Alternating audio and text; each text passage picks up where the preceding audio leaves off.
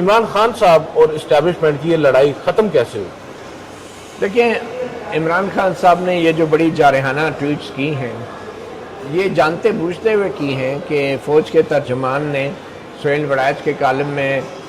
کیے گئے دعوے کو مسترد کیا تھا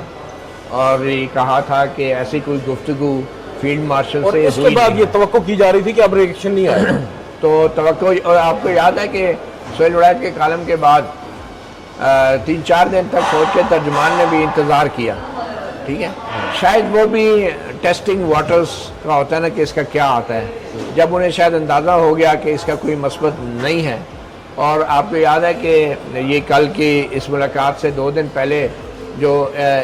علی بخاری ایڈوکیٹ کی ملاقات ہوئی تھی تو اس میں کچھ بتایا نہیں جا رہا تھا کہ علی بخاری نے خان صاحب کو سہیل وڑائچ کے کالم کے بارے میں کچھ بتایا یا نہیں. بظاہر علی بخاری کا کہنا تھا انہوں نے نہیں بتایا، ذکر ہی نہیں ہوا. مگر کل جو ملاقات ہے اس میں باقاعدہ نعیم پنجوتھر صاحب کی طرف اشارہ کر کے علیمہ خان نے کہا کہ یہ ان سے پوچھیں وہ سہیل وڑائچ کے کالم پہ خان صاحب نے کیا رد عمل دیا. انہوں نے سوال پوچھا تو بعد میں پھر یہ ہمیں ذرائع سے پتہ چلا کہ انہوں نے سب کچھ بتایا اور مجھے یقین ہے نعیم پنجوتھر نے یہ بھی بتایا ہوگا کہ D G S P are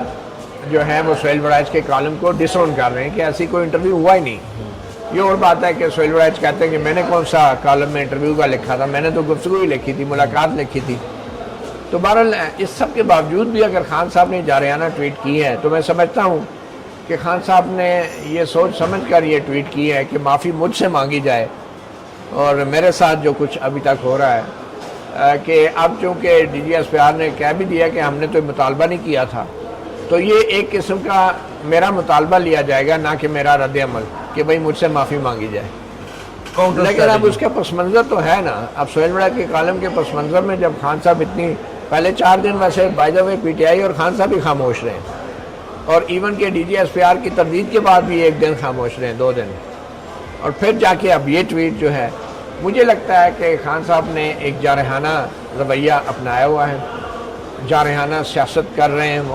وہ کوئی ایسا تاثر نہیں دینا چاہ رہے کہ کل یہ جو ملاقاتیں ہوئی ہیں یہ کوئی حکومت نے ان پہ احسان کیا ہے یا کارکنوں کو جو اڈیالہ جیل تک آنے دیا گیا ہے یہ کوئی احسان کیا ہے یا کوئی ڈیل ہے یا کوئی انڈرسٹینڈنگ ہے. تو اس سارے تاثر کو انہوں نے بالکل ہی زائل کر دیا.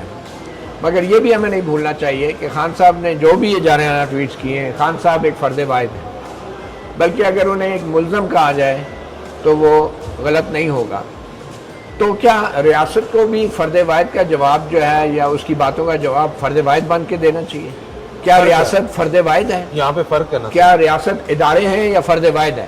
تو اب یہ ریاست اور فرد واحد کے پیچھے پوری قوم کھڑی ہے سر، مسئلہ یہ ہے. ایگزیکٹلی جو بھی ہے وہ دیکھیں نا، ہے تو فرد واحد نا، ایک سیاستدان ہے نا، وہ کوئی ادارہ تو نہیں ہے، وہ کوئی پارلیمنٹ نہیں ہے، وہ عدلیہ نہیں ہے، وہ کوئی حکومت میں نہیں ہے. تو اگر اس نے اپنے غصے کا اظہار کیا ہے اور وہ بھی اس لیے کہ آپ اس کی فیملی ممبرز کے ساتھ جو آپ کا کنڈکٹ ہے، اس کی بیگم کے ساتھ، اس کے بھتیجوں کے ساتھ، رشتہ داروں کے ساتھ جو آپ کا کنڈکٹ ہے، وہ اس کے اوپر ریئیکٹ کر رہے ہیں، تو مجھے یہ بتائیں کہ کیا ریاست کو اور حکومت کو بھی عمران خان کی طرح جارحانہ رویہ اپنانا چاہیے؟ میں تو نہیں سمجھتا، کیونکہ ادارے ہوتے ہیں، ریاست فرد واحد نہیں ہوتی، ریاست ادارے ہوتے ہیں،